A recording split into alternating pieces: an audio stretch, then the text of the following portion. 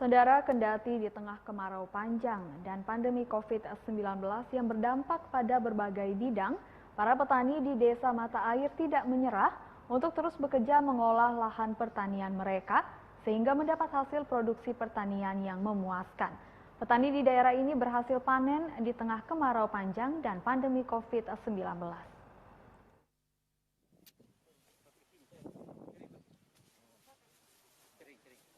Jika di tempat lain di Kabupaten Kupang, banyak petani mengeluhkan kekeringan dan kemarau panjang dan pandemi COVID-19 yang berdampak pada berbagai bidang, tetapi tidak bagi petani di Desa Mata Air, Kecamatan Kupang Tengah, Kabupaten Kupang, yang tergabung dalam kelompok tani tunas baru. Kendati dalam kondisi keterbatasan air dan pembatasan karena pandemi COVID-19, mereka terus mengelola lahan pertanian mereka dan hasilnya mereka bisa memanen padi mereka dengan hasil produksi yang memuaskan.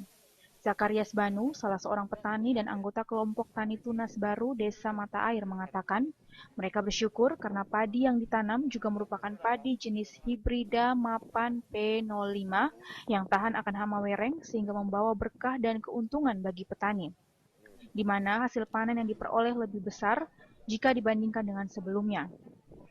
Zakarias pada kesempatan itu menyampaikan terima kasih kepada pemerintah desa dan gereja Gemit Getsemani yang telah mendukung mereka selama bekerja, baik untuk mendatangkan bibit padi tersebut, juga pupuk hingga panen. Meski demikian, Zakarias mengaku kesulitan yang dihadapi kelompok tani saat ini adalah kebutuhan traktor untuk mengolah tanah dan penjualan gabah atau hasil produksi pertanian mereka di pasar yang tidak menentu. Salah penjualan ini Pak, kan kita belum ini toh Pak, jadi potong kalau orang cari baru kita kasih, karena kita belum tahu dia pun jalan keluar mau kasih keluarnya kemana Pak. Sebelum-sebelumnya juga begitu Kak Bapak? Iya. Oh, jadi kendalanya pas penjualan ya, ini Pak? kendalanya ke penjualan. Kita tanam aja untuk makan sendiri. Untuk jual agak susah karena potong belum tahu pasaran tuh Pak. Oh begitu. Ya. Sebenarnya jual sudah, hanya masalahnya itu sudah tadi kita bilang.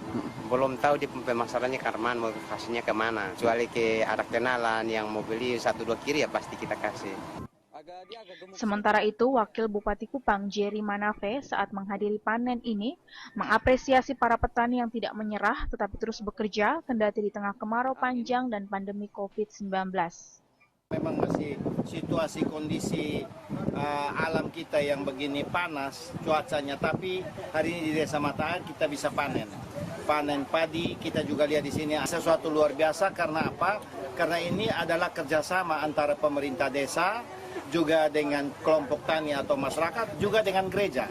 Karena saya lihat di sini adalah gereja itu jemaat itu adalah masyarakat adalah jemaat Tuhan, dan gereja juga punya jemaat adalah masyarakat, sehingga kerjasama yang baik ini saya lihat menghasilkan sesuatu yang luar biasa. Dan saya kira Desa Mata Air dalam hal ini lewat kerjasama ini dengan kelompok tani dengan gereja dan ibu-ibu gereja, ibu-ibu dari gereja Getsemani Tarus Tengah, Tarus Timur, ini bisa menjadi satu contoh untuk kita bergerak maju dalam bidang pertanian. Wakil Bupati Jerry berjanji akan menyikapi masalah yang dihadapi para petani di Desa Mata Air ini yang saat ini membutuhkan intervensi pemerintah Kabupaten Kupang. Dari Kabupaten Kupang, Chris Poto, TVRI NTT. Beralih ke Kabupaten Flores Timur.